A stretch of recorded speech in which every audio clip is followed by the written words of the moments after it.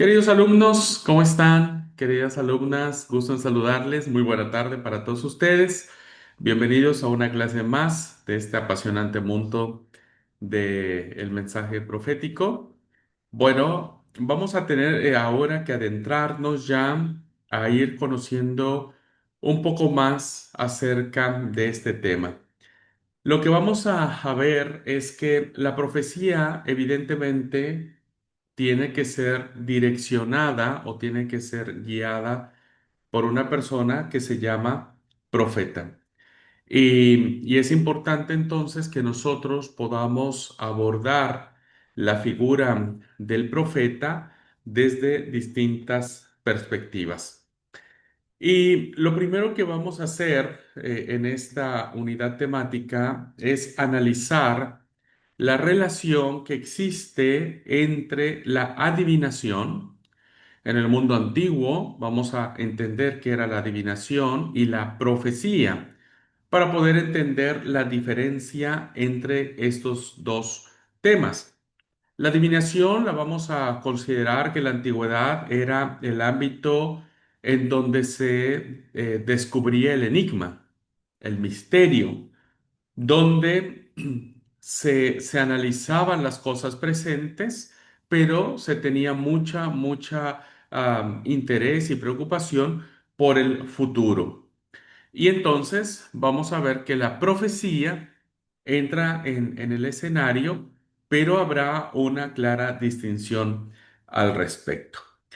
Después vamos a ver acerca de los mediadores, que eran estos personajes, estos hombres, mujeres, a los cuales la tradición bíblica les ha dado este nombre de ser profetas.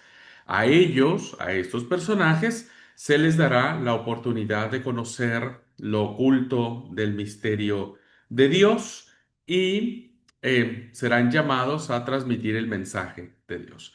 Entre ellos veremos no solo a sacerdotes que van a ministrar en el templo, sino también a los profetas. Después vamos a analizar un poco cómo son llamados estas personas, lo que se le conoce como la vocación profética. ¿Cómo va a establecer Dios las relaciones con estos personajes? ¿Cómo los elige? ¿Por qué los elige? ¿Por qué ellos? ¿Por qué no otros, no?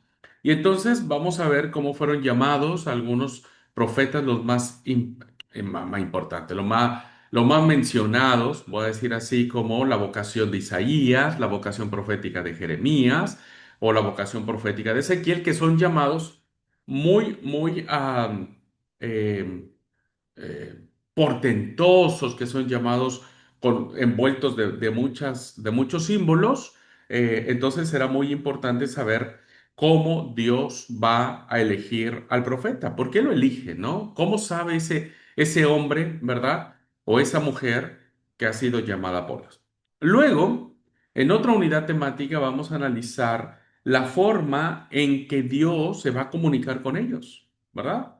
La forma en que se va a comunicar con ellos, cómo es que se va a materializar la voz de Dios, ¿no? Entonces, vamos a ver que los profetas van a recibir algunas veces visiones, algunas veces palabras, ¿no? Donde Dios se comunicará con los profetas. Ellos van a sentir como una presencia sobrenatural para entender que están siendo llamados por Dios. Y en otra unidad temática vamos a ver la importancia que tiene la labor profética para el pueblo, para la sociedad. Porque la voz de Yahvé no es una voz que se lanza al vacío, sino es una voz que tiene destinatarios, que tiene rumbo y dirección. Y en este caso será el pueblo, la sociedad. Por un lado, la sociedad al principio escuchará al profeta y se sentirán muy contentos de que el profeta diga algo, pero después la misma sociedad terminará persiguiéndolos, terminará matándolos, porque el profeta dirá cosas que al pueblo no le gustará, ¿no? Entonces, evidentemente, la mejor forma que van a tener ellos de mostrar su resentimiento es matándolos. Bien, luego analizaremos rápidamente que la transmisión de los oráculos de Yahvé, de la palabra de Dios a través de los profetas, se van a dar de dos formas, ¿verdad? Se va a dar de forma escrita, ¿no? Se le conocerán como los profetas escritores, ¿no? O la profecía escrita. Es decir, ya no solamente se va a pronunciar de manera oral, sino que ahora se va a establecer por escrito. Y la otra forma en que el profeta va a transmitir la palabra del Señor será en algo que se le conoce como las acciones simbólicas. Habrá muchas acciones simbólicas que aparecen en el cuerpo profético que nos van a ayudar a entender esta relación que existe entre Dios, el profeta, y el oyente o el auditorio, ¿verdad? Bueno, entonces, en resumen, lo que vamos a analizar en las siguientes unidades temáticas antes de entrar al estudio generalizado, no pormenorizado, perdón, sino generalizado de los libros proféticos, ¿ok? Y con eso estaríamos terminando la cursada. Bien, entonces, en esta tesitura, lo que vamos a analizar es al profeta desde una perspectiva humana, porque siguen siendo hombres y mujeres de carne y hueso, desde una perspectiva divina, porque fueron llamados por Dios, desde una perspectiva personal, ¿qué implicaciones personales les trajo haber aceptado o haber sido elegidos por Dios para llevar a cabo esta acción? Y también las consecuencias sociales, cómo la mayoría de los profetas van a encontrar el rechazo. Y no es fácil. Si usted alguna vez ha sido rechazado por alguien, menospreciado, si usted era de los que cuando se hacían equipos para jugar el fútbol o el voleibol o cualquier otro deporte, y usted era el último al que elegían, ¿no? O decían, bueno, si no hay otra, me quedo con Abraham. Bueno, ¿saben lo que significa ser rechazado, vivir solitariamente, ¿no? Bueno, eso también bajo esa perspectiva la vamos a analizar. Una vez que he encuadrado hacia dónde me voy a dirigir en las siguientes clases, vamos a entrar a la primera unidad temática, de la cual voy a compartir la pantalla y aprovecho para decirles que necesitarán tener una Biblia. Un segundo, por favor.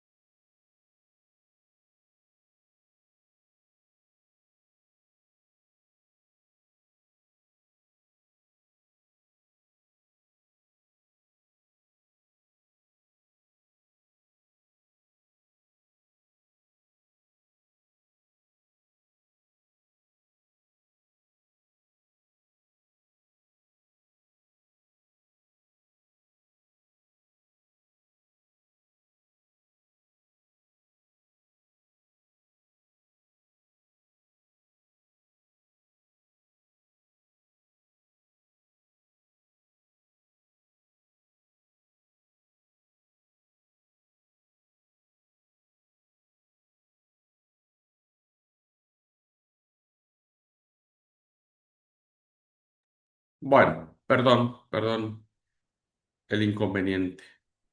Ok, creo que ese, a ver, ya está ahí. Ahí se ve la pantalla, Sharon, ¿no? Sí, se ve.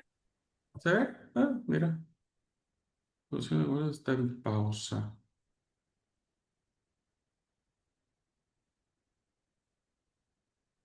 No sé por qué me aparece aquí otro letrero. Bueno, está bien. Bien, lo que estaba diciendo es eh, que deben de tener la Biblia en la mano porque vamos a analizar varios textos que estaremos manejando en función de los conceptos que tenemos. Ok, entonces lo que vamos a iniciar a entender es qué relación tiene la adivinación con la profecía. Todos sabemos hoy actualmente que hay un gran deseo, ¿verdad? Que hay un gran deseo de conocer el futuro. Actualmente ustedes pueden ver en las revistas, periódicos, en el celular, en la computadora, todo aquello que tiene que ver con el horóscopo, ¿no? Yo recuerdo cuando era mucho más joven que me encantaba a mí leer el periódico, siempre había una sección de horóscopo, nunca lo leía, pero a veces por curiosidad, ¿viste? Como todo tipo curioso, leía cuál era mi horóscopo, ¿no? Y qué decía. Por lo regular, todas las veces que leía mi horóscopo, me deseaba lo mejor, que iba yo a tener plata, que iba a tener amor y que iba a tener salud. Y eran de las tres cosas que en ese momento no tenía. Y, pero siempre este día o esperaba porque en el futuro, mañana o la semana que viene vas a encontrar tal o cual cosa.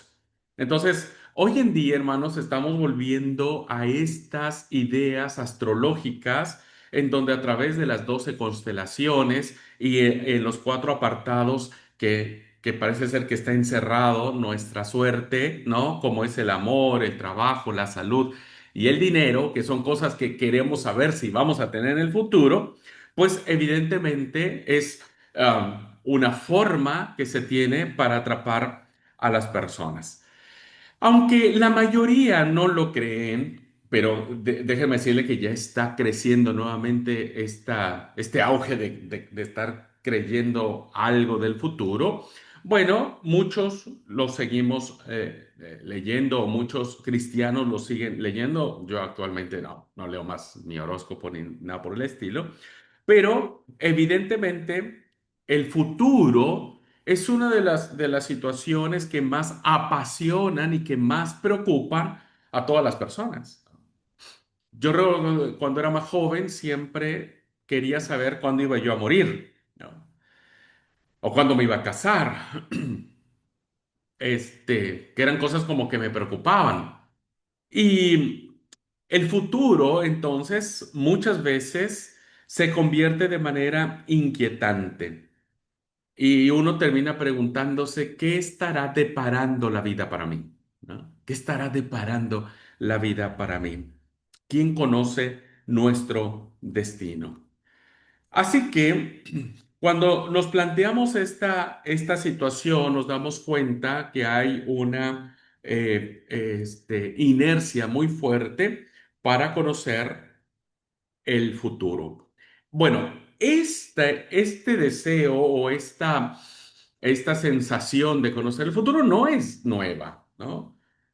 Ya en la antigüedad, las personas de hace muchos años también tenían la misma preocupación y tenían la misma forma de querer entender cómo iba a suceder todo eso. Y entonces vemos cómo en las culturas aparecen los dioses, ¿verdad? Cada cultura tiene su propio dios o dioses. Y entonces esos dioses se van a encargar de darnos a conocer el futuro, ¿no? Hablo de las religiones paganas. Por ejemplo, este historiador llamado Herodoto pone en boca del emperador Ciro la siguiente frase: los dioses velan por mí, ¿no? Y me predicen todo lo que contra mí se cierne. Evidentemente, esta frase, queridos alumnos, refleja claramente la apreciación, la importancia y la urgencia que tenían los factores adivinatorios para que las personas pudiesen sentirse seguros, tranquilos. No te va a pasar nada. Los dioses cuidan de mí, me protegen. Y no solamente me protegen, sino también me dicen lo que va a venir contra mí. Entonces, no tengo nada de qué preocuparme, ¿no? Así que, en el fondo, esta idea de los dioses es una idea muy arraigada en la antigüedad, muy arraigada y muy apreciada al respecto. Este evento, hermano, lo vamos a mirar, este rasgo, ¿verdad? De cómo, en este caso, Dios va a reflejar un aspecto a Abraham. Dice el Génesis, capítulo 18, versículo 17. Si Sharon querés leerlo, Sharon, ¿está bien? Estamos ante la presencia de la narración cuando Abraham intercede por Sodoma y Gomorra porque está a punto de ser destruida.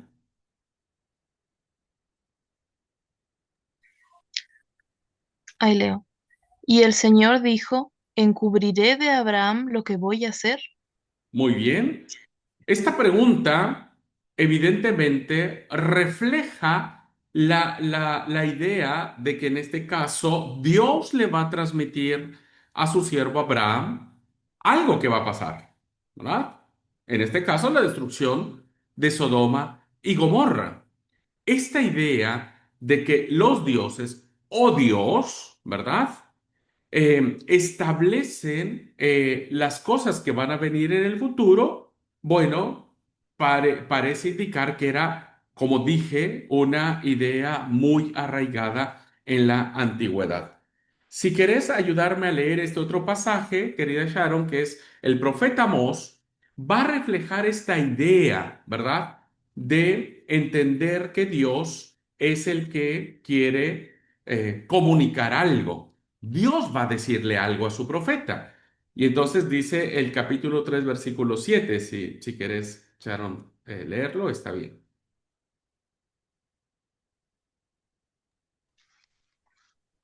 Nada hace Dios, el Señor, sin revelar su secreto a sus siervos los profetas. Gracias. No hará nada el Señor sin revelar el plan que éste tiene a sus profetas. Evidentemente, este contraste que vemos entre Herodoto y los dioses paganos con Dios, Yahvé, Jehová, que la Biblia revela, ¿verdad? No nos hace otra más que confirmar la necesidad que había, ¿verdad?, de transmitirle a una persona una voluntad, un deseo, un anhelo, ¿no? Y de eso se trataba el tema de conocer el futuro o conocer la realidad de los dioses. Entonces, esta idea de que Dios, voy a hablarlo, el Dios verdadero, el Dios nuestro, ¿verdad? También quiere decir algo. Entonces, como esta idea estaba muy difundida y muy arraigada en la antigüedad, no es extraño para el pueblo de Israel que se levanten también profetas de entre ellos, donde Dios va a transmitir su voluntad. No sé si notan esta precisión que acabo de hacer. Para el pueblo de Israel no es extraño. Los profetas no son personas que dicen, bueno, y ahora qué mosca le picó. No, todo lo contrario. Saben que de alguna manera Dios se va a comunicar con ellos. Pero aquí viene otro concepto que se involucra, que es la adivinación con la magia, con la magia. Surge entonces una de las actividades más antiguas y más misteriosas de la humanidad llamada la adivinación, que en sus comienzos estaba estrechamente vinculada con la magia. Estaba vinculada con los aspectos mágicos, con los aspectos de misterio, de ritos, ¿no? De hacer cosas sobrenaturales que se atribuían evidentemente a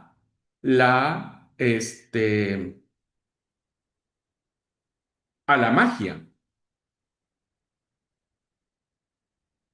Cuando nosotros vemos, por ejemplo, el caso, hay un caso en la Biblia que es del rey Ocosías. Resulta que el rey Ocosías, el rey de Israel, un rey norteño, tiene una enfermedad muy complicada, tiene una enfermedad muy difícil y él no consulta a Yahvé, ¿verdad? No consulta a Dios para saber qué va a ser de su vida o qué está sucediendo con su vida, sino dice el texto bíblico, ahora estoy tratando de encontrar la cita para que ustedes lo puedan ver, dice que consulta a un Dios y ese Dios se llama Baal Zebú, que es de una ciudad de Ecrón, y entonces le pregunta, manda a sus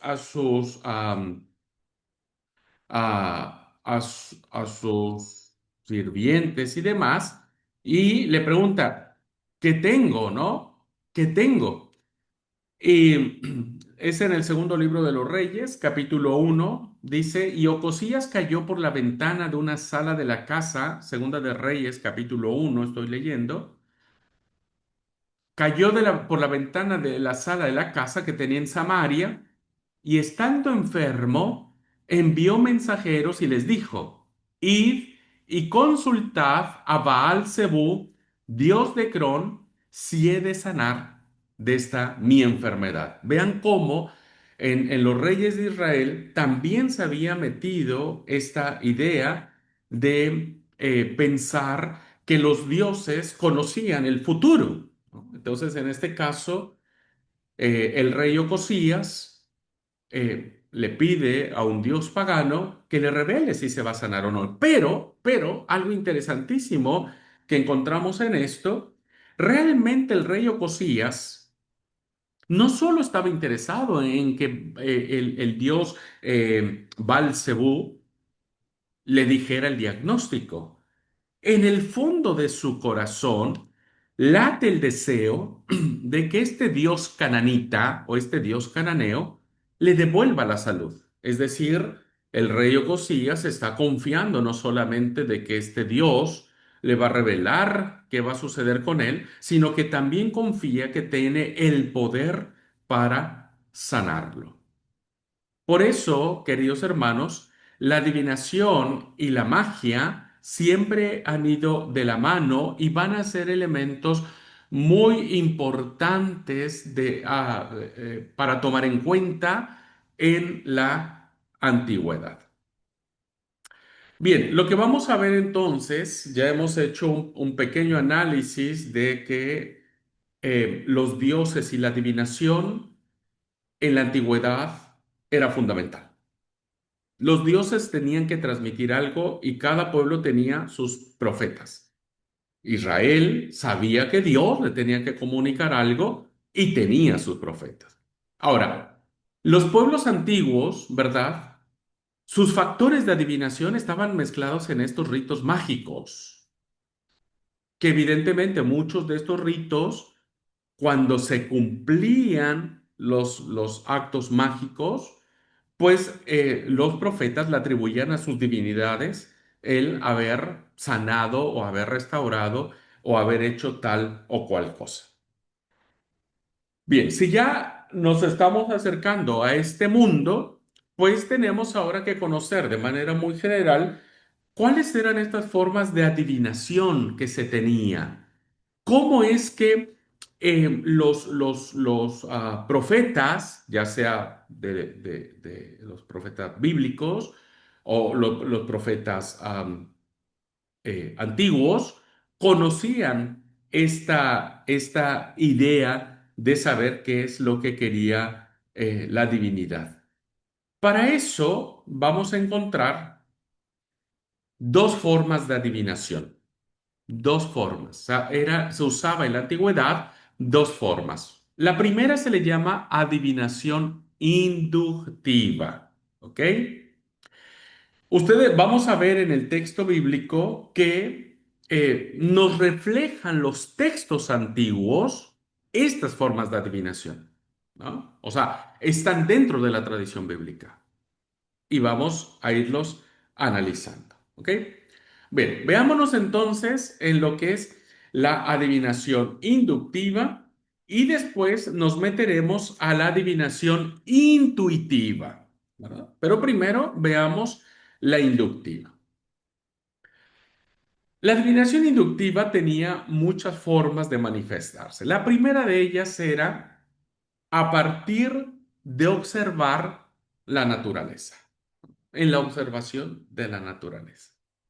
Entonces alguien salía de noche, miraba los cielos, miraba la luna, las constelaciones, las estrellas, ¿verdad? La posición que éstas tenían, y entonces a través de la observación de los cuerpos celestes nace lo que conocemos como la astrología, ¿no? La astrología dicen que es la ciencia que estudia la posición de los planetas, porque todos dicen que eso influye en el mundo.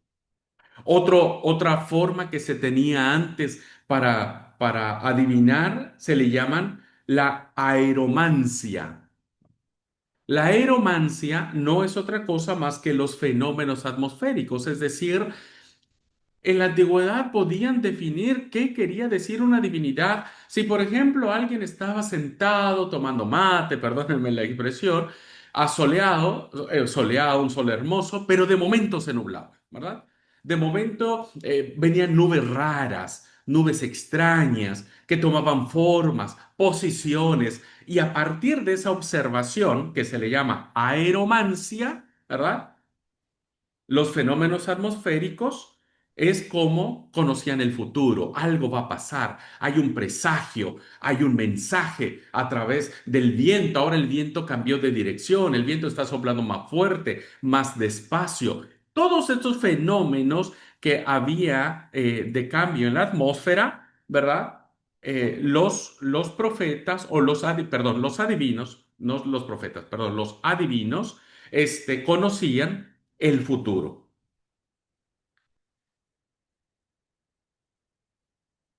En el Antiguo Testamento vemos reflejada esta expresión de adivinar mirando la naturaleza. Por favor, busquen el profeta Isaías, libro de Isaías. Y bueno, ya que Sharon está aquí conmigo, la voy a utilizar para que me ayude a leer. Sharon, si me ayudas. Isaías capítulo 47. Ustedes también tienen que leer en casa. Por favor, no se queden solamente escuchando. Abran su Biblia, lean la Biblia. No se queden escuchando nada más. Léanla, subrayenla, hagan anotaciones, todo lo que sea necesario para que ustedes se familiaricen con el texto bíblico. ¿Ok? Bueno, Isaías 47, versículo 13.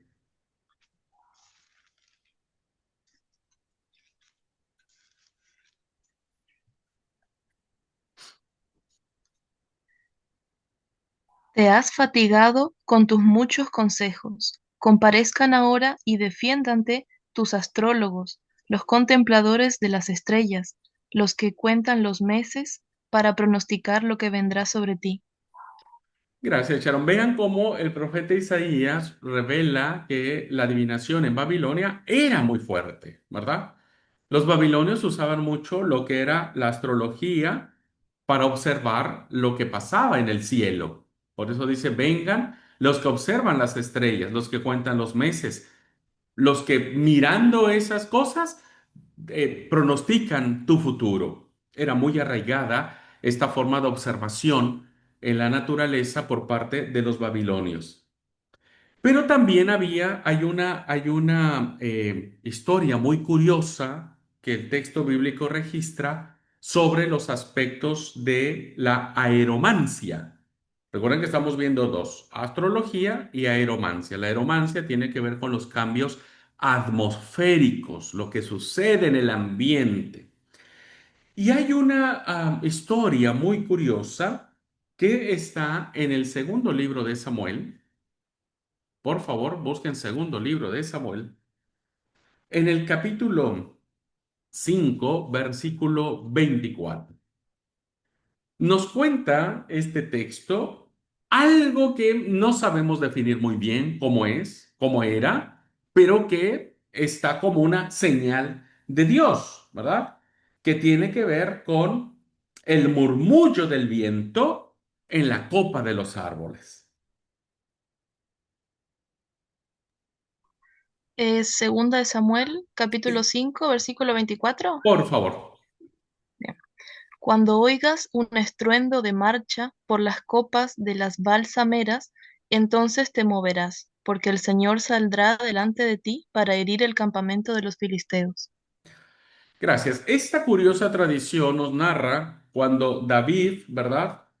Va a salir en una de sus batallas contra los filisteos. David consulta a Dios qué tiene que hacer, cómo sabe que Dios está de su lado. Y hay una expresión, como aparece ahí, dice, no ataques, rodéalos por detrás y luego los atacas frente a las moreras, es decir, un tipo de arbusto, ¿no? Cuando sientas rumor de pasos en la copa de las moreras, la versión que leyó Sharon dice, cuando oigas como de marcha por las copas de las balsameras, es decir, arriba en la parte superior de estos arbustos, entonces lanza el ataque. Bien, la frase más importante que nos interesa destacar en esta tradición es que David va a escuchar algo, no sabemos qué, porque no nos le dice el texto, pero va a escuchar algo que va a mover las copas de los árboles. No sabemos si se va a oír un rumor, un grito, pasos de alguien que se acerca. Lo importante es que este texto nos revela en la copa de los árboles como si se escuchara un rumor, como que si el viento moviera de manera particular las copas de los árboles y ahí David sabría que iba a vencer. ¿Ok? Entonces, vean cómo estas tradiciones aparecen en el texto bíblico.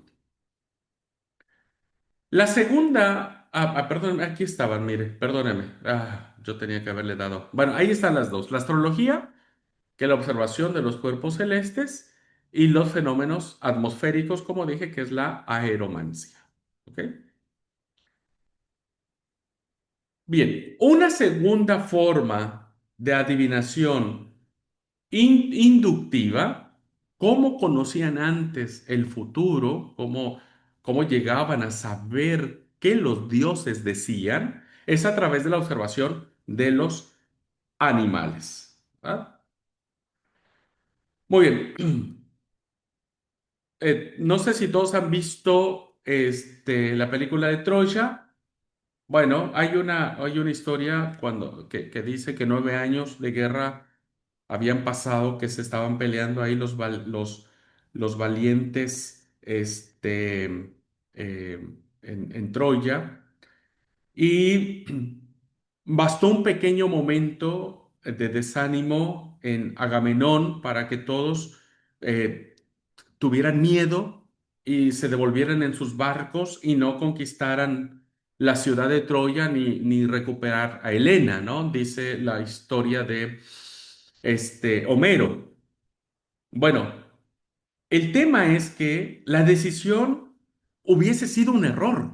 Si por ese pequeño desánimo que Agamenón tuvo, hubiera tomado la decisión de irse, pues evidentemente no iba a suceder lo que sucedió según eh, este libro, ¿no? Y entonces, de alguna manera hay que animar a los soldados. Los soldados no se pueden desanimar. Y este ánimo que van a tener los soldados para atacar a Troya lo consigue un personaje llamado Odiseo, que contando a la tropa, reunió a la tropa y dije, vengan porque les voy a contar algo que me pasó, ¿verdad? Y entonces él dijo que antes de comenzar la guerra, perdón, la guerra, había presenciado un sacrificio que se había hecho debajo ah, donde están los plátanos o bananas. Ahí se me fue el nombre. Bueno, que había presenciado algo increíble en el sacrificio debajo de ese árbol. Y fíjense lo que les contó Odiseo para animar las tropas. Le dijo, una serpiente de encarnado lomo, espantosa, saltando de debajo del altar al plátano, se lanzó. Y allí, en lo más alto de una rama, agazapados bajo unas hojas, había 8 infelices polluelos, crías de un gorrión. Con la madre hacían un grupo de 9. Allí íbalo la serpiente devorándolos. Entonces, cuando les cuenta Odiseo esto que él presenció de esta sacrificio donde hay una serpiente, donde están los polluelos, ¿no es cierto? Está la madre de los polluelos, es una visión con animales. Bueno, el adivino de ellos, llamado Calcante, al escuchar eso, le empieza a explicar a la tropa que así como esa serpiente devoró a los gorriones y a la propia madre, 8 en total, 9 contando a la madre, así también los dioses le darían la victoria, pero al 10.º año. Esperen un poco. Ya han pasado 9 años de guerra. El 10.º ya se comieron los 8 gorriones y la madre, son 9. Al 10.º año tomaremos la ciudad y la conquistaremos. Así que esta forma de adivinar, mirando cómo se mueven los animales, le da cierto sentido a la experiencia de un pueblo. Un ejemplo de esto también lo encontramos, por ejemplo, un ejemplo un poco más moderno y nada que ver con esto. Eh, Ustedes no sé si conozcan o reconozcan el escudo de la bandera mexicana.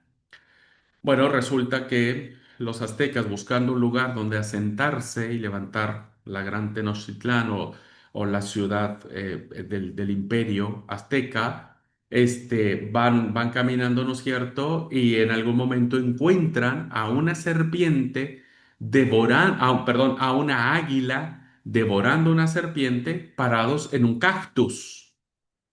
Esa visión o esa imagen que vieron los antiguos indígenas aztecas, evidentemente, muy propios de la adivinación, interpretaron que allí debería de fundarse la capital del Imperio Azteca, ¿no es cierto? Y ahí levantaron la gran Tenochtitlan. Así que esta forma de adivinar qué es lo que los dioses quieren decirnos es a través de la observación de los animales. Bien, esta forma también la encontramos reflejada en el texto bíblico. Primer libro de Samuel, por favor. Busquen conmigo, primer libro de Samuel. Hay un episodio muy curioso que refleja esto. Bueno, primer libro de Samuel, capítulo 6.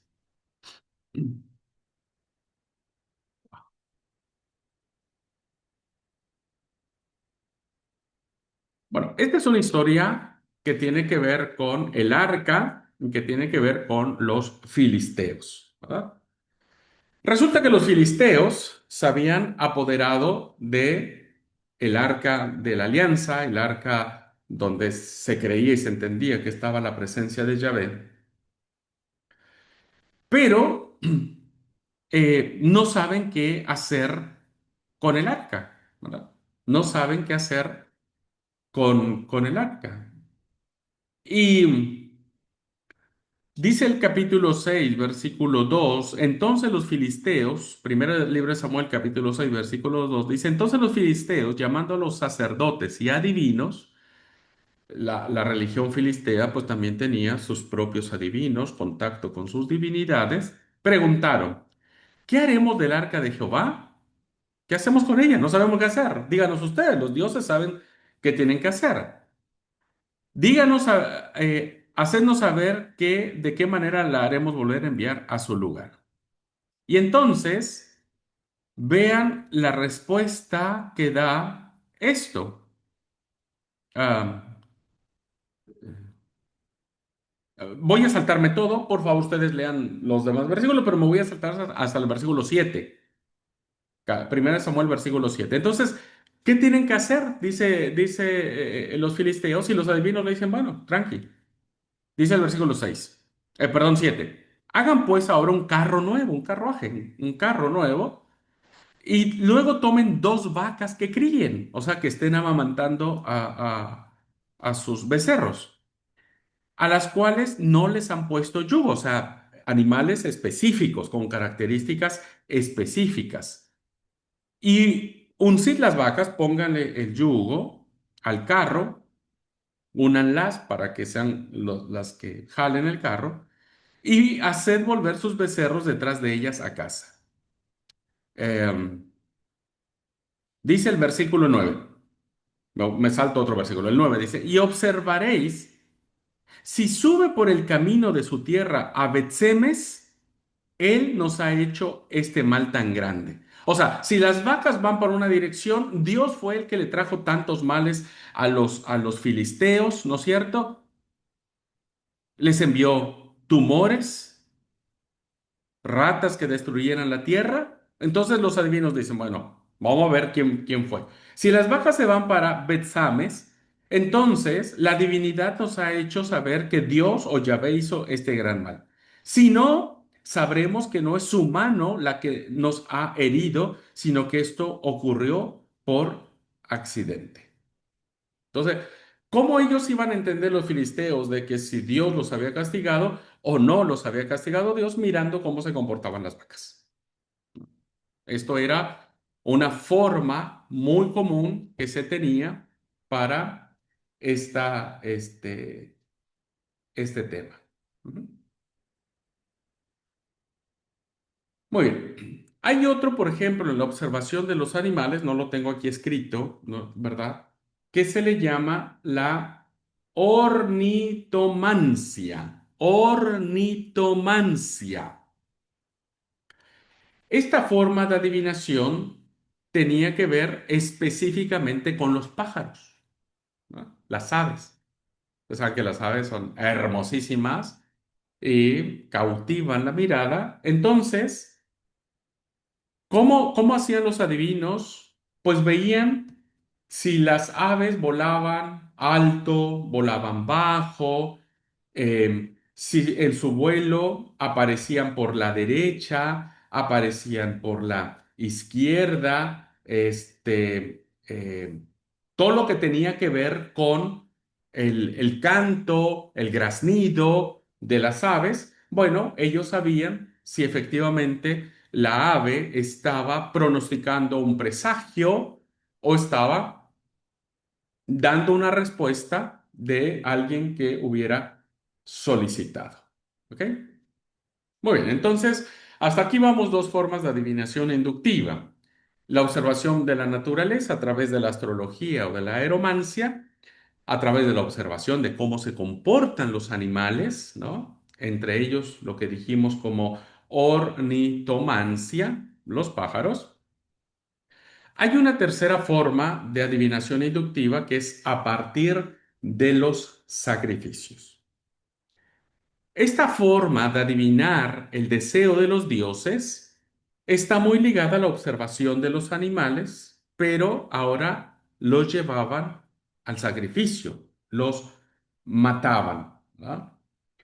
Y se dice que el sacerdote, los sacerdotes, su función principal era hacer sacrificios, pero no era hacerlos por hacerlos. No sacrificaban animales porque tenían que sacrificarlos, sino que al abrirlos, al degollarlos, al abrirlos por la mitad o qué sé yo, podían observar e interpretar posibles signos divinos, ¿verdad? Posibles cosas que los dioses querían decir a través de estos sacrificios. La forma más específica de esto se le llama la aruspicina. ¿Ah? Está ahí en la diapositiva. La aruspicina. ¿Qué era la aruspicina? Bueno, era la forma que cuando alguien sacrificaba un animal, estudiaba las entrañas de la víctima, ¿verdad? Veía cómo estaban sus tripas, su hígado, su buche, ¿no? Todo el aparato interior del animal, sabían si había algo que los dioses decían. Hay un himno pagano al dios Shamash, hay un himno pagano al dios Shamash que dice, en las entrañas del cordero escribes tú el oráculo, ¿verdad? En otras palabras, dentro de los animales escribes un mensaje para nosotros.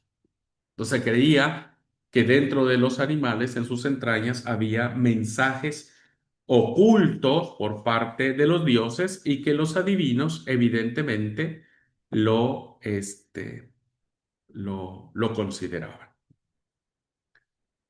En esta línea de la aruspicina, vamos a encontrar una técnica más desarrollada y más valorada, es decir, era muy común hacer esta otra práctica adivinatoria llamada la hepatoscopía.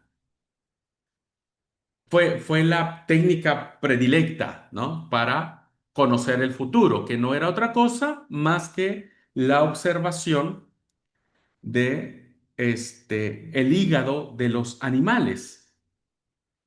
Cada vez que sacrificaban uno, los adivinos buscaban el hígado, que llamaba la atención por su peso, por su notable volumen. En la antigüedad, las culturas antiguas consideraban al hígado como el lugar de la vida y, evidentemente, si era el lugar donde estaba la vida, pues allí tendrían que analizarlo correctamente.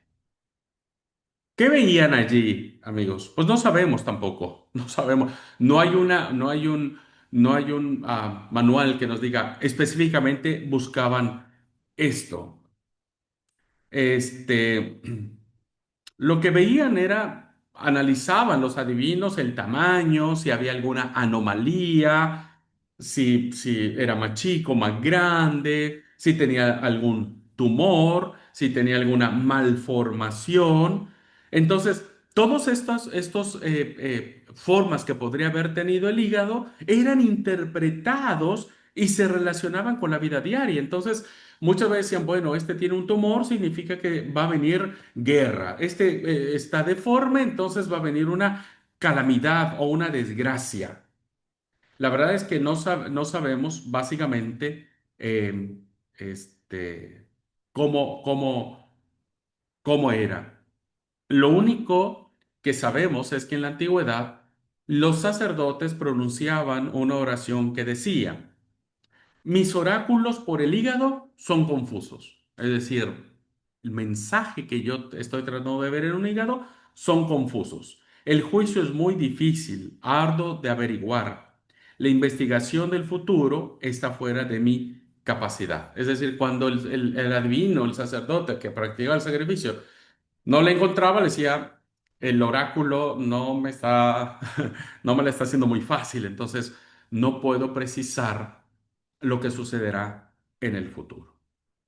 En la Biblia, hermanos, encontramos esta práctica no desarrollada al menos por el pueblo judío, pero sí es una práctica de los babilonios, ¿verdad?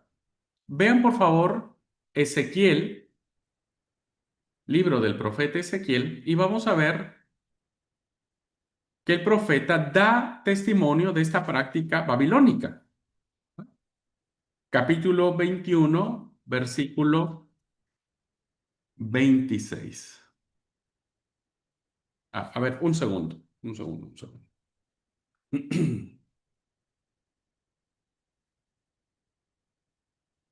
21, perdón. Sharon, si quieres ayudarme, ¿estás ahí? Ya no sé si estás. Sharon, 21, 21, Sí, estoy. por favor. 20, 21. No, no, 21, 21. Capítulo Ah, 21, versículo sí, 21. sí, sí. Sí, estoy ahí.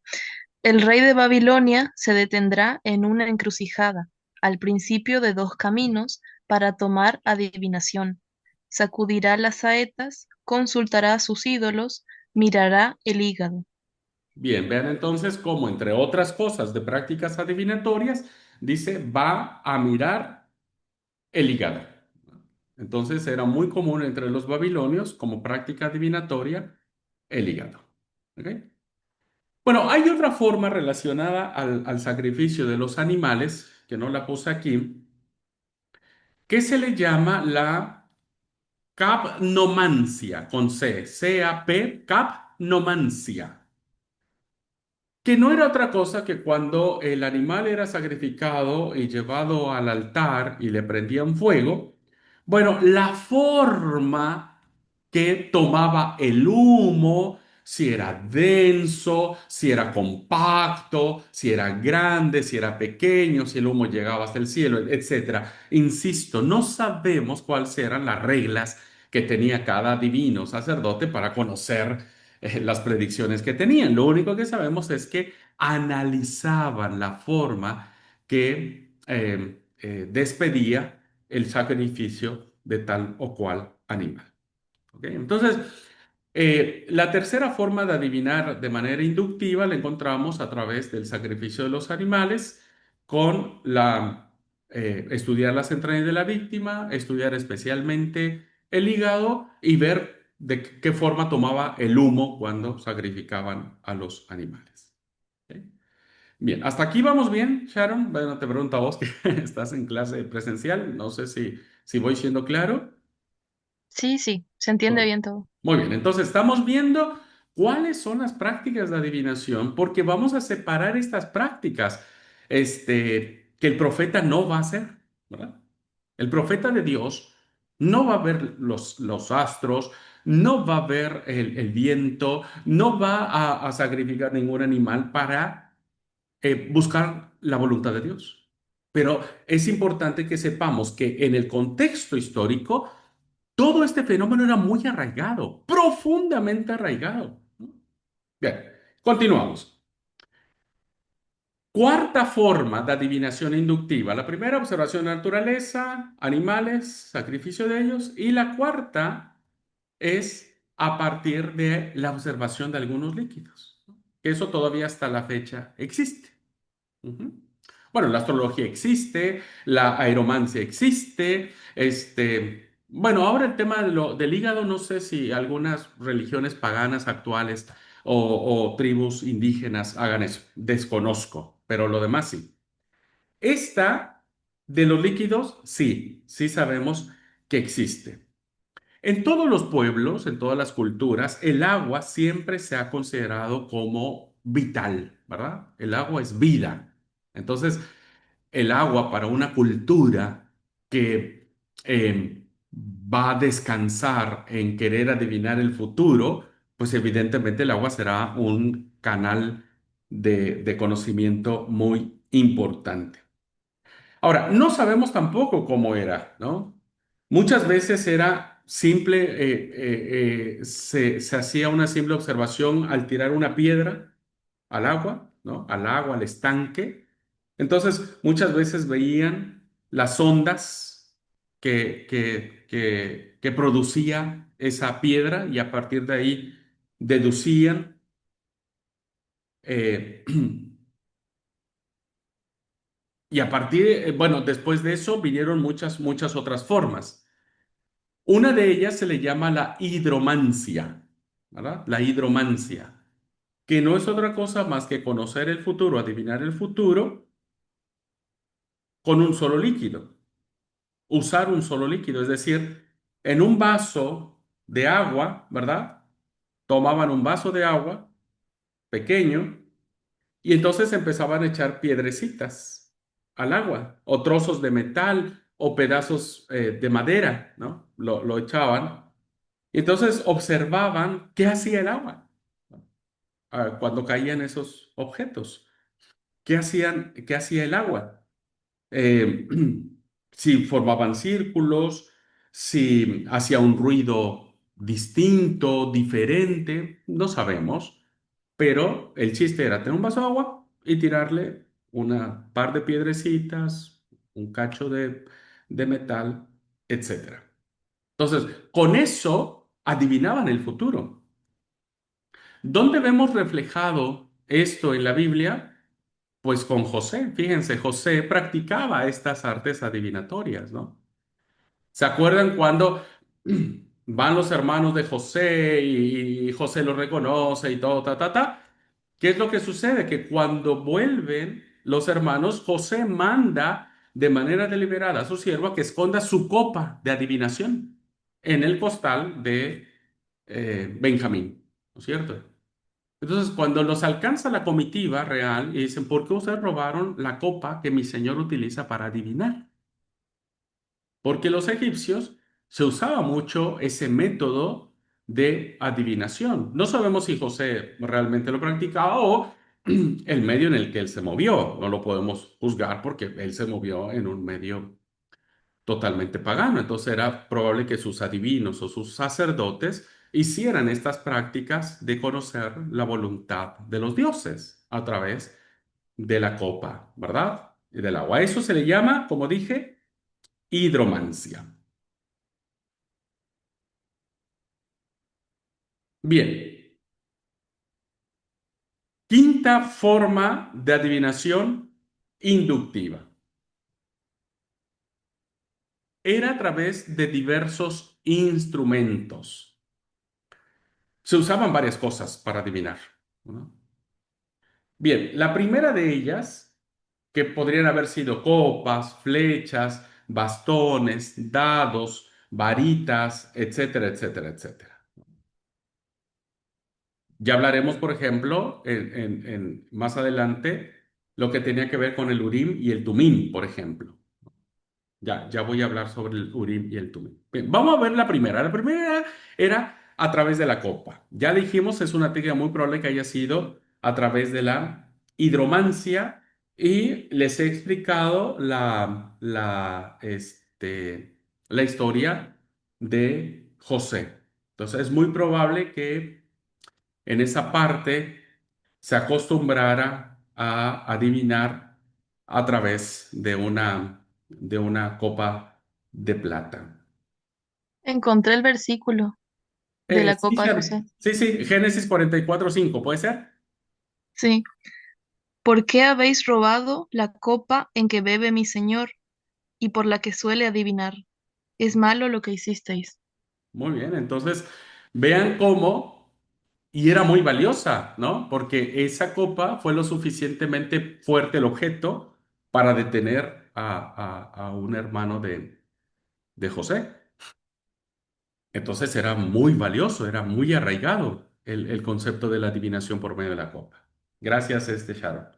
Había otro instrumento que también no sabemos mucho cómo era, que era la velomancia. La velomancia no era otra cosa más que el uso de flechas, ¿no? El uso de flechas. Entonces, la verdad que no sabemos cómo era el tema de las flechas. Eh, Los estudiosos piensan que depende, lanzaban una flecha y luego otra, y si una caía más lejos de esta o esta caía más cerca, o si esta fue movida por el viento o cayó en lugar equivocado. Bueno, a partir de ahí hacían sus propias interpretaciones. A veces también había formas, dicen los estudiosos, ¿no es cierto?, que ponían dos flechas en una, no sé, tómbola, déjeme llamarlo así, ¿no? En una tómbola, y entonces en una ponían sí y en otra ponían no, entonces metían la mano y sacaban una flecha. eh, bueno, esto tiene que ver mucho con lo que hacían los babilonios, que nosotros ya lo leímos en Ezequiel 21:21, cuando dijo, porque el rey de Babilonia se ha detenido en una encrucijada. O sea, aquí los adivinos tienen que saber qué tiene que hacer el rey de Babilonia. Y dice, al principio de los dos caminos, para usar la adivinación, ha sacudido las flechas. Bueno, ha sacudido las saetas, las flechas. No sabemos cómo era el tema. Si sacaba una o ponían varias opciones y depende de la que sacara. No lo sabemos, pero lo que sí sabemos es que la flecha era un instrumento de adivinación. Ujú. Esto estaba muy así.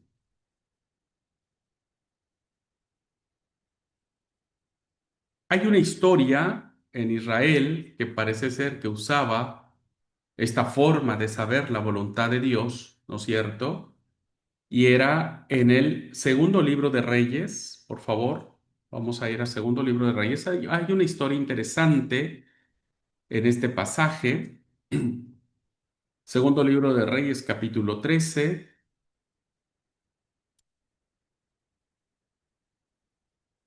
versículos 14 al 19,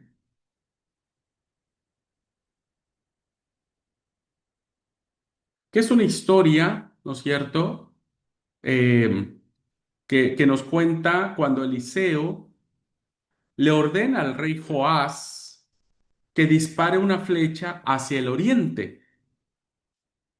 Del vuelo de la flecha, el profeta iba a saber si el rey Joás, perdón, iba a tener la victoria sobre el ejército sirio, ¿verdad? Entonces, por ejemplo, dice, no vamos a leer todo, dice, le dijo Eliseo, toma un arco y unas saetas. Está hablando con el rey Joás. Estoy leyendo el versículo 15. Segundo de Reyes 13:15. Toma un arco y unas saetas. Tomó él entonces el arco y unas saetas. Luego Eliseo le dijo al rey, pon tu mano sobre el arco. El rey puso la mano sobre el arco, entonces entonces puso Eliseo sus manos sobre las manos del rey y le dijo, abre la ventana que da al oriente. Y cuando él abrió, Eliseo dijo, tira. Y tirando la flecha, dijo Eliseo, sea saeta de salvación de Jehová y saeta de salvación contra Siria. Entonces, con esa observación que hace el profeta Eliseo, se da cuenta si efectivamente el rey tendría la victoria o no. Ujú. A eso se le llama la velomancia. Otra tenía que ver con un bastón, un pedazo de palo, de madera, ¿verdad? En esto. El bastón también era un medio de adivinación o la vara, ¿verdad? El profeta Oseas nos va a decir que este era un medio de adivinación muy común cuando él pronuncia su oráculo al reino del norte. Por favor, Oseas 4:12.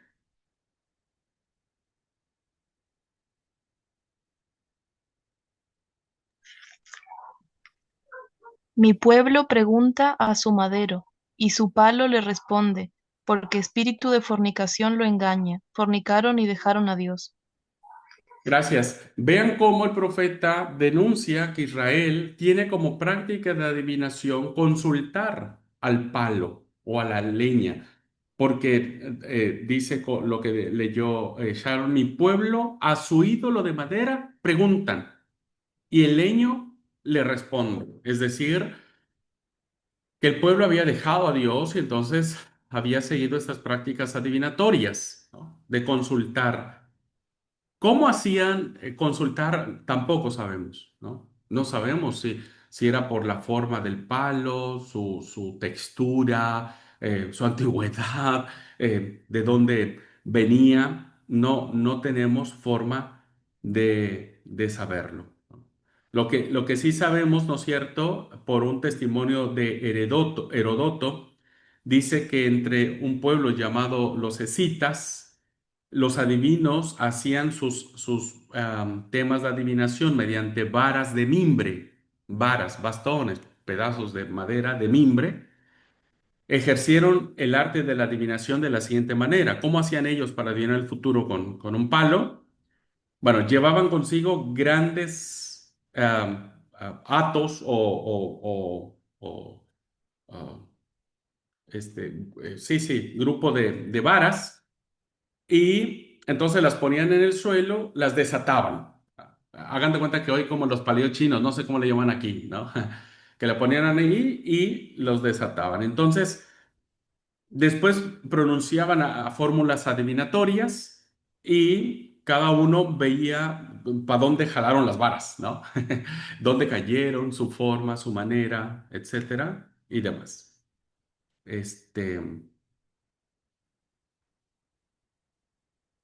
es lo único que sabemos. Pero, ¿cómo hacía Israel? Pues tampoco sabemos, ¿no? Insisto, podía ser así, llevaban varios palos, eh, preguntaban por algo, ¿no? A los dioses, depende de la forma en que caían, su manera, su curvatura, qué sé yo, mil cosas, entonces sabían que era Dios.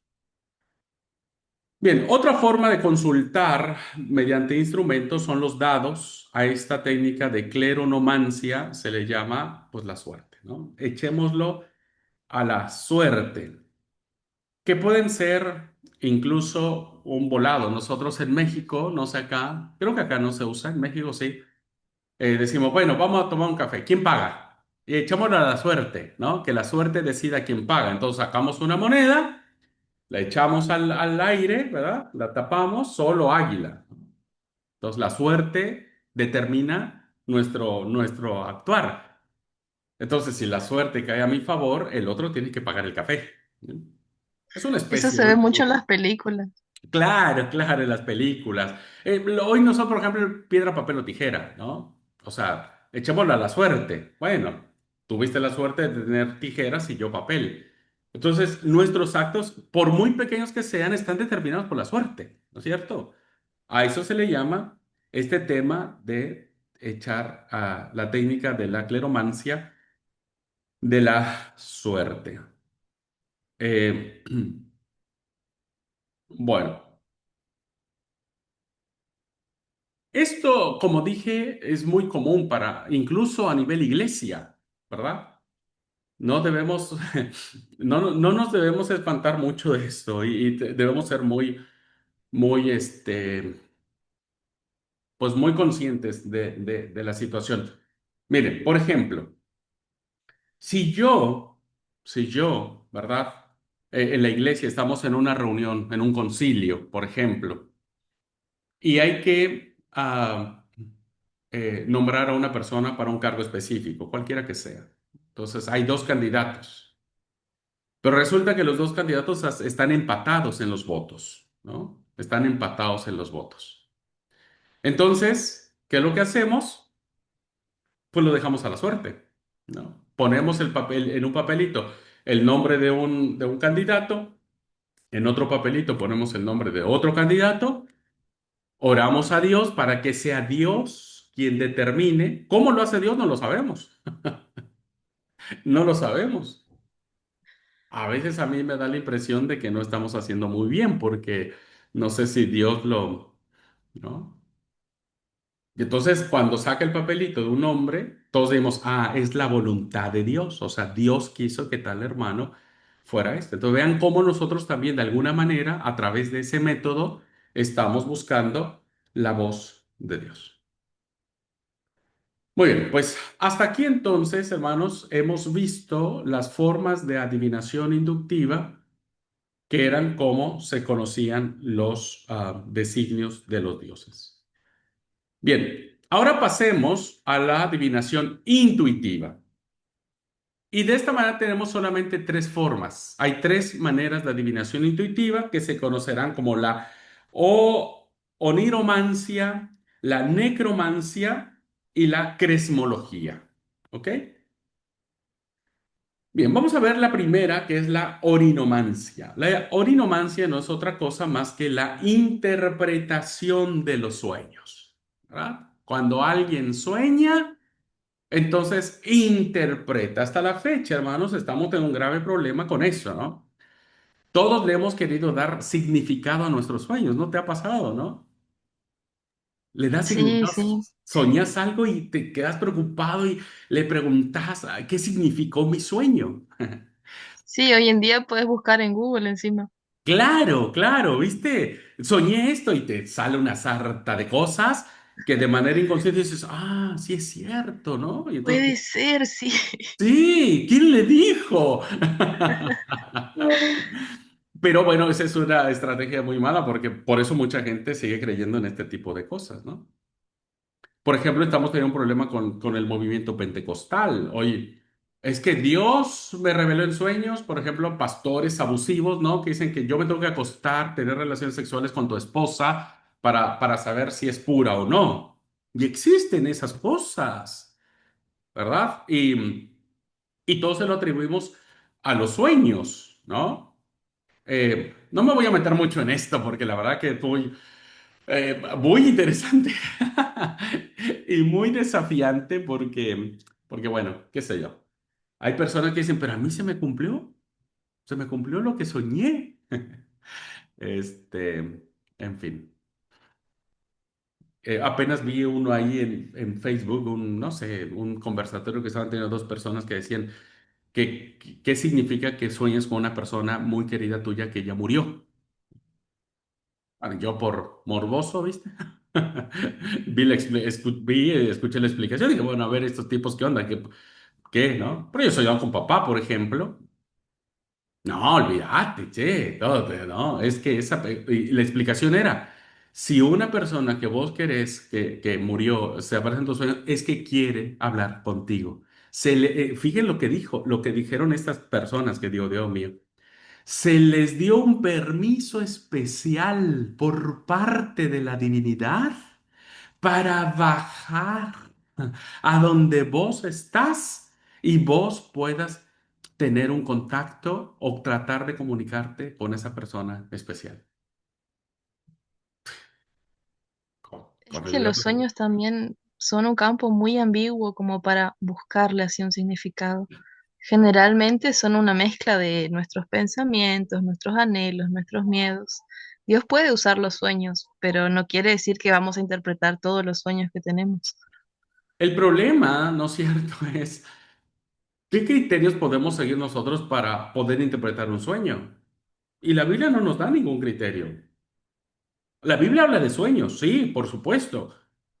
José soñó, ¿no es cierto? Daniel soñó. José, el papá de Jesús, también tuvo sueños. Pero la Biblia no nos da decir, bueno, cuando sueñes esto, esto es aquí y esto es asado. Entonces, bien lo dijiste, Sharon, estamos en un campo muy subjetivo, que la línea es muy delgada entre la verdad y una mentira de aquí a la China, decimos, ¿no? Pero vean cómo hoy los sueños nos atrapan, nos inquietan, ¿no? Porque díganme quién no ha tenido un sueño así raro, raro, raro. Y dices, no sé por qué soñé esto, ¿no? Bueno, no estoy aquí para interpretarles sus sueños.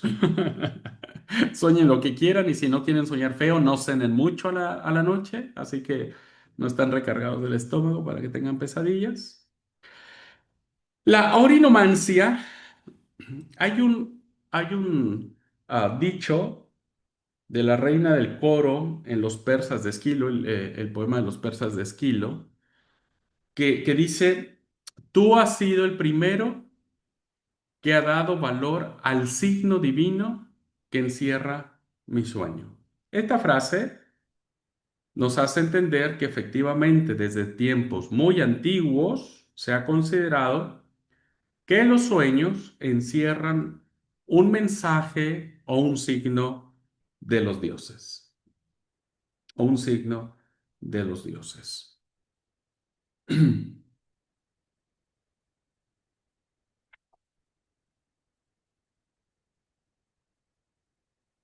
Como dije, en el Antiguo Testamento tenemos muchos de estos ejemplos. El sueño de Abimelech, que está en Génesis 23, la fundación del santuario de Betel, los sueños de José respecto de sus padres y hermanos, los sueños que tienen el copero y el panadero, los sueños de Faraón, ¿verdad? Evidentemente tenemos mucho material, comenzando desde el Génesis, y como vimos ahí el sueño de Abimelech, este sueño no es un sueño de una persona del pueblo de Israel, sino de un rey pagano, el rey de Gerar, llamado Abimelech, que le avisa a través de un sueño que la mujer que él tiene no es hermana de Abraham, es su mujer. Entonces ustedes leerán y dicen, Dios me reveló un sueño que vos me mentiste, ¿no? Algo habrá soñado el rey de Gerar, que consideró que Dios le había mandado a decir, mira, no hagas, no hagas nada porque está media complicada la cosa, ¿no? Y demás. Bueno, hay una historia que quiero que sí leamos. Esta sí, sí, te pido, querida Sharon, que me ayudes a leer el libro de los jueces, capítulo 10, perdón, capítulo 7, versículos del 10 al 15. Por favor.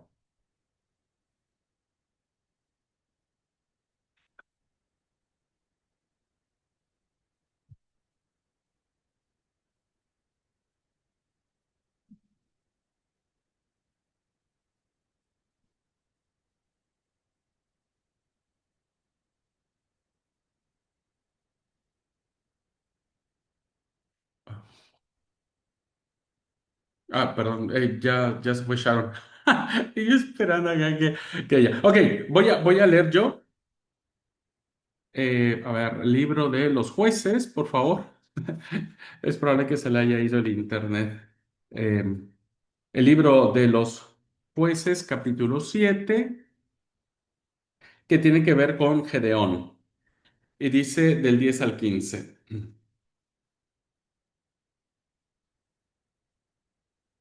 Y si tienes, y si tienes temor de descender al campamento, baja tú con fura tu criado al campamento, y oirás lo que hablan. Y entonces tus manos se esforzarán y descenderás al campamento. Y él descendió con furia su criado hasta los puestos avanzados de la gente armada que estaba en el campamento. Y los madianitas, los amalecitas y los hijos del oriente estaban tendidos en el valle como langostas en multitud, y sus camellos eran innumerables como la arena que está a la ribera del mar en multitud. Cuando llegó Gedeón, he aquí que un hombre estaba contando a su compañero un sueño. Y le dijo, he aquí que yo soñé un sueño. Veía un pan de cebada que rodaba hasta el campamento de Madián, y llegó a la tienda y la golpeó de tal manera que cayó y la trastornó de arriba abajo y la tienda cayó. Y su compañero respondió y dijo, esto no es otra cosa sino la espada de Gedeón, hijo de Joás, varón de Israel. Dios ha entregado en sus manos a los madianitas con todo el campamento. Cuando Gedeón oyó el relato del sueño y su interpretación, adoró y vuelto al campamento de Israel dijo, levantaos porque Jehová ha entregado el campamento de Madián en vuestras manos. Bueno, vemos aquí entonces que Dios habla con Gedeón y le asegura que va a entregar en sus manos el campamento enemigo. Pero Gedeón no confía mucho en la palabra de Dios. Y entonces Dios le dije, ok, vas a tener que bajar con tu escudero Furá, ¿verdad?, hasta el campamento, y cuando oigas lo que ellos van a hablar, entonces serás animado para atacar. Vemos entonces que Gedeón baja con su compañero y resulta que escucha a los centinelas, a dos de ellos, diciendo, oye, yo soñé algo. Y el otro dijo, ¿qué soñaste? Y le da la idea, una hogaza de pan, un pedazo de pan de cebada, venía rodando contra el campamento de Madián. Y llegó a la tienda y la embistió, la destruyó todo y cayó y la hizo añicos. Entonces, el otro al escuchar interpreta el sueño, ¿viste? Y le dice, no es otra cosa más que este Gedeón viene a destruirnos. Cuando Gedeón escucha el sueño y su interpretación, a eso se le llama la orinomancia, ¿verdad?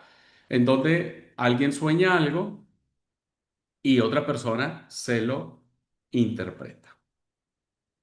Muy bien, pues estos serían los ejemplos de este tema. Luego tendríamos, ¿verdad? La perdón, seguimos con la orinomancia. Bueno, el tema de la orinomancia, los sueños, siguen los ejemplos. Un sueño puede develar el curso de la historia. En el caso de Daniel y de José, sueñan una gran estatua, tal, tal. José sueña que habrá, perdón, que el faraón sueña que hay siete vacas gordas y siete vacas flacas y se las devoran, etcétera, etcétera. Y bueno, depende de la interpretación del sueño, es como la historia cambia. Tenemos, por ejemplo, el sueño tenido en el santuario como fuente de bendición. A esta forma de los sueños, ¿verdad? Se le llama incubación. Es decir, cuando alguien va al templo y sueña algo en el templo. Entonces, wow, el Dios, ¿no? Se ha revelado hacia mí en forma especial. Y hay una forma, queridos alumnos, muy curiosa que aparece en el profeta Isaías, capítulo 65, versículo 4. ¿Alguien quiere? Creo que Sharon volvió otra vez. Yo pensé que ya se había ido Sharon, me había dejado solito, pero creo que volvió. Sharon, ¿querés ayudarme a leer Isaías 65, 4, por favor? Sí, sí. Acá estoy, perdón, tuve un problema con mi internet de nuevo. Sí, sí, sí, sí, eso le decía a tus compañeros que seguramente. Porque yo te había pedido que tenías una cita y yo estaba aquí esperando, esperando. Se fue, Sí, Sharon. cuando volví vi que justo habían un montón de citas y digo, justo en ese momento tuve que salir. Bueno, Isaías Dice, 65, 4. sí, dice, se quedan en los sepulcros y en lugares escondidos pasan la noche, comen carne de puerco y en sus ollas hay caldo de cosas impuras. Gracias. A este tema de la incubación, es decir, depende dónde estás, en el lugar donde estás, estaría la riqueza de tu sueño. Bueno, el profeta nos dice que había una práctica popular de ir a los cementerios, ¿no? A las cuevas donde se sepultaban a los difuntos, donde estaban los sepulcros. Y entonces decían que iban allá a pasar la noche, ¿no? Dice, y en lugares escondidos pasan la noche. Y evidentemente este autor llamado Oesterley dice que esta práctica refleja que acudían a la tumba de alguna persona, seguramente en particular, y pasando allí la noche se pensaba, se creía que el espíritu del difunto, del muerto, se aparecería a quien está durmiendo en un sueño y que daría de ese modo alguna información, algún consejo, algo pendiente por resolver. Entonces, por eso se acostaban cerca de las tumbas pensando que los difuntos en los sueños se les iban a aparecer. ¿Ok? Bueno, eso es la orinomancia, la interpretación a través de los sueños, que es esta es una de las formas de interpretación más fuertes que tenemos en la Biblia, ¿verdad? A través de los sueños. Seguramente vamos a hablar mucho más de eso en el transcurso de la materia. Bien, la segunda, perdón, de adivinación intuitiva no es otra cosa más la necromancia. Y la necromancia no es otra cosa más que la consulta a los muertos, preguntarle a los difuntos pensando que los muertos tienen vida después de muertos. Y entonces se busca a los muertos pensando que los muertos tienen información privilegiada que los vivos no tenemos. Ujú. Como que los muertos ven otras cosas que los vivos no vemos. Bueno, este es un fenómeno muy, muy extendido en el mundo antiguo, ¿verdad? Y tenemos en el testimonio de la Biblia que era una práctica cananita, ¿no? La práctica cananista era muy importante. Deuteronomio, capítulo 18,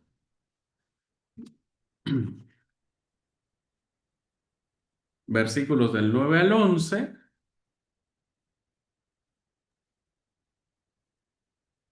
Cuando hayas entrado en la tierra que el Señor tu Dios te da, no imitarás las abominaciones de las naciones.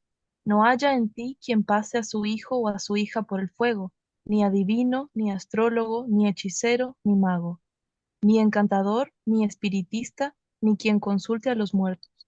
Muy bien, entonces esto era práctica muy, muy de la tierra de Canaán, donde Israel dio. Pero también era una práctica de los egipcios. Isaías 19:3.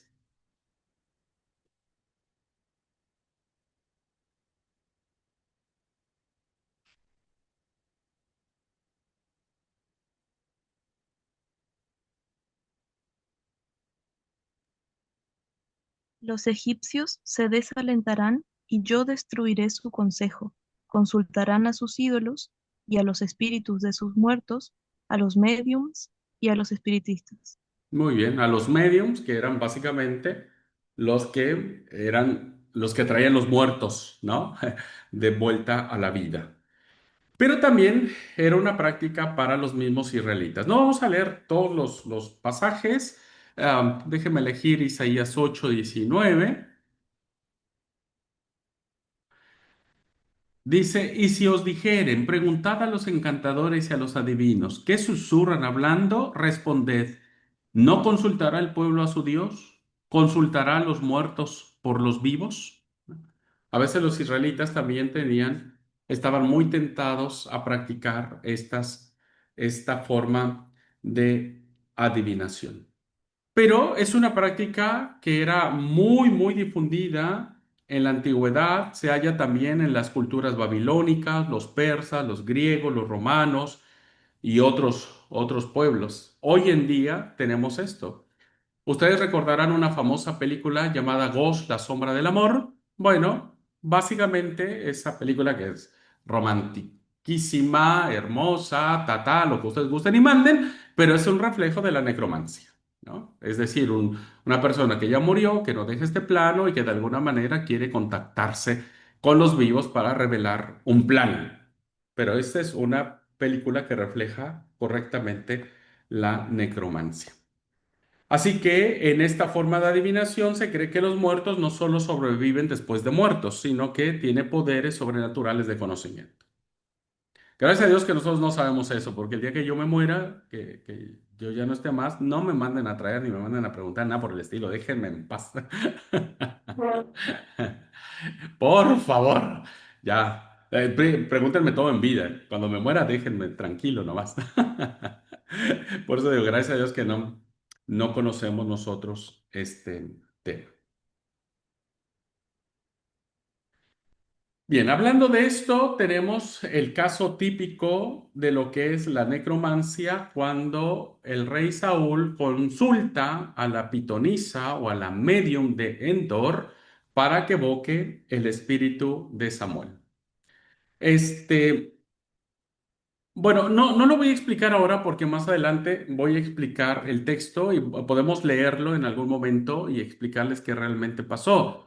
¿Realmente Samuel vino a la vida? No vino a la vida. Hay que leer el texto muy bien y nos vamos a dar cuenta que Samuel nunca vino a la vida. Es decir, que la medium no era muy buena, que digamos, porque el texto bíblico dice, o todo lo que sabemos de la Biblia, que los muertos nada saben. Entonces, no pudo ser que Samuel haya venido a hablar con Saúl. No, pero no lo vamos a ver ahora porque digo que más adelante en otra unidad temática lo abordo para que sepamos explicar correctamente el tema. ¿Ok?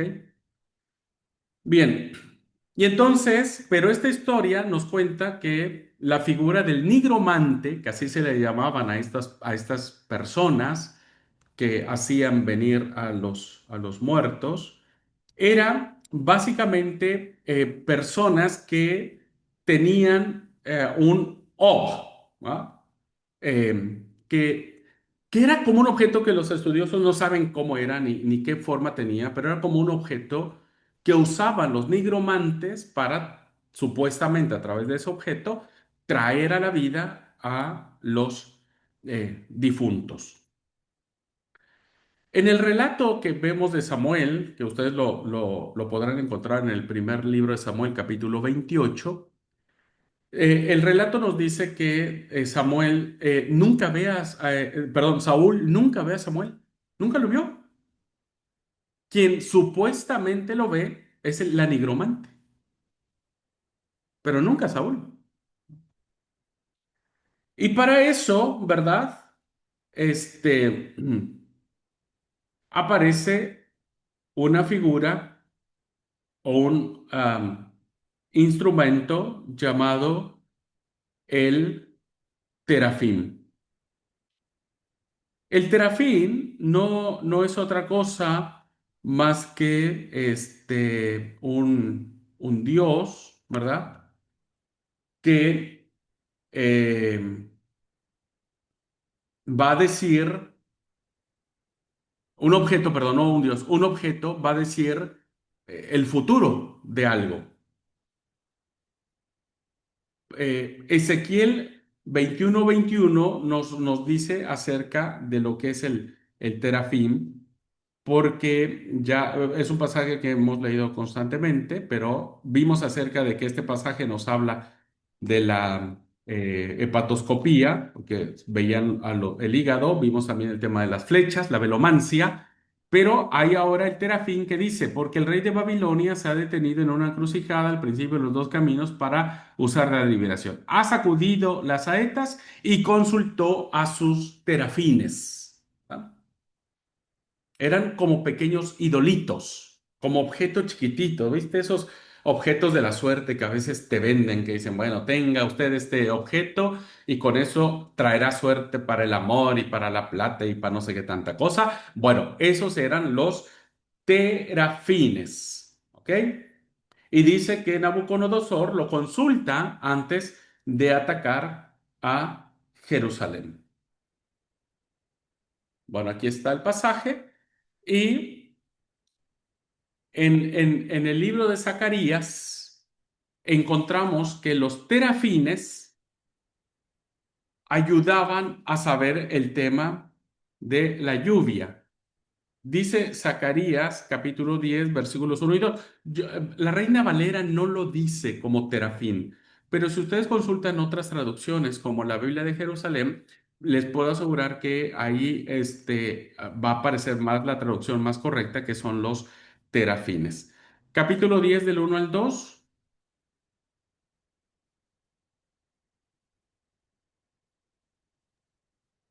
Leo. Reina Valera es quien sí lo tiene, otras traducciones no, perdón. Mm. Zacarías 10 1 y 2. Pedid al Señor lluvia en el tiempo de la lluvia tardía, y Él hará relámpagos, y os dará lluvia abundante, y hierba en el campo a cada uno. Porque los ídolos hablan engaño, los adivinos han visto mentira, cuentan falsos sueños y dan vano consuelo. Por eso el pueblo vaga como ovejas oprimidas por falta de pastor. Ok, otra vez el versículo 2 la primera parte que dice. Porque los ídolos hablan Ok, engaño.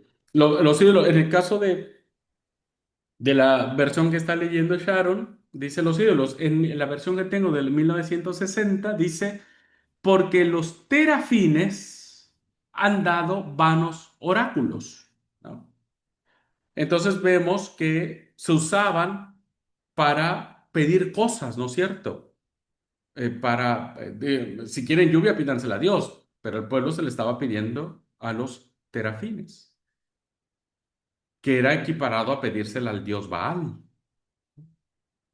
Bueno, entonces vemos claramente cómo tanto el nigromante como quien usa los terafines, de alguna manera los usan para conocer el futuro.